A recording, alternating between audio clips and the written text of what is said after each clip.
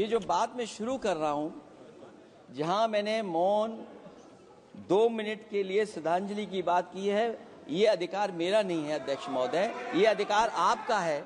मुझे पूरा भरोसा है आप पर कि जब अभिभाषण की चर्चा खत्म हो रही होगी उस समय 2 मिनट का मौन श्रद्धांजलि जरूर दी जाए जो श्रद्धालुओं की जान गई है। नहीं अध्यक्ष महोदय, नहीं अभी 1 मिनट आप लोग कुछ मत बोलो। नहीं कुछ नहीं। अध्यक्ष महोदय, अभी तो अध्यक्ष महोदय मैंने बात शुरू नहीं की है, और जिन लोगों को तकलीफ है और जिनको दुख होना चाहिए उनके बारे में मैं, हालांकि वो बाद में कहना चाहता था महाकुंभ के बारे में, लेकिन अध्यक्ष महोदय क्योंकि बहुत सारे माननीय सदस्य ये सुन नहीं सकते हैं, इसलिए मैं बात वहीं से शुरू करता हूं। आप देश के परम अभिभावक होने के नाते हमारा आपसे अनुरोध है कि जहां सरकार बजट के आंकड़े लगातार दे रही है, और जब मैंने अभिभाषण पढ़ा अध्यक्ष महोदय, बहुत सारे आंकड़े सरकार ने दिए हैं। आंकड़े देने से पहले महाकुंभ में मरने वालों के आंकड़े भी दे दें। महाकुंभ की व्यवस्था के बारे में स्पष्टीकरण देने के लिए मेरी मांग है अध्यक्ष महोदय, सर्वदलीय बैठक बुलाई जानी चाहिए। महाकुंभ आपदा प्रबंधन व खोया पाया केंद्र की जिम्मेदारी सेना को दी जाए।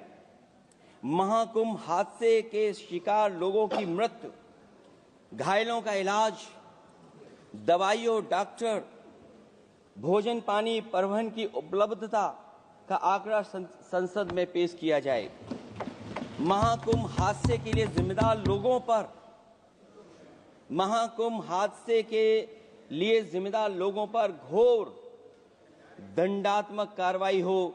जिन्होंने सच छिपाया है उनको दंडित किया जाए।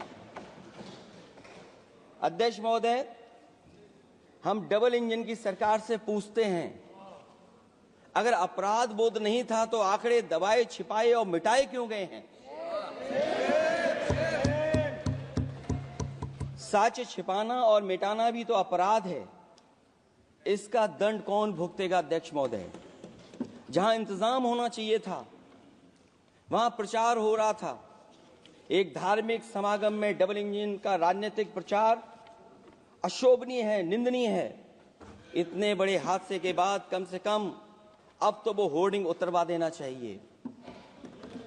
अध्यक्ष महोदय, महाकुंभ की जो तैयारी हुई, जो हम लोगों ने जाना वहां पर, महाकुंभ न केवल 144 साल के लिए ये कहा गया, बल्कि ये भी कहा गया कि पहली बार धरती पर इस तरह का डिजिटल और जो आधुनिक चीजें हैं, टेक्नोलॉजी, उसका इस्तेमाल कर करके महाकुंभ होने जा रहा है।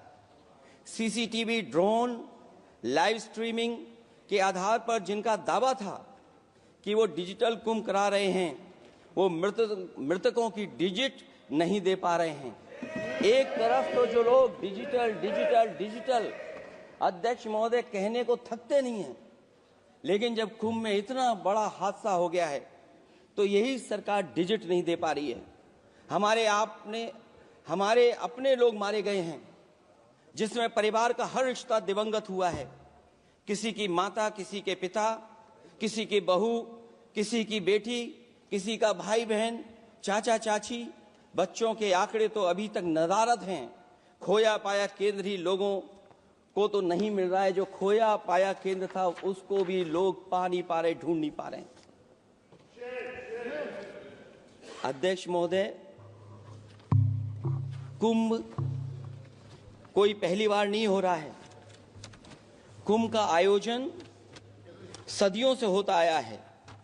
हमारे पौराणिक और हमारे इतिहास के दस्तावेज ये बताते हैं कि समय समय पे जो भी सरकारें रही होंगी, जिसका भी राज रहा होगा अध्यक्ष महोदय, उसने महाकुंभ या इस तरह के कुंभ का आयोजन किया है। एक तरफ तो वो कि जो 144 साल बाद महाकुंभ होने जा रहा है, उसका इतना प्रचार किया।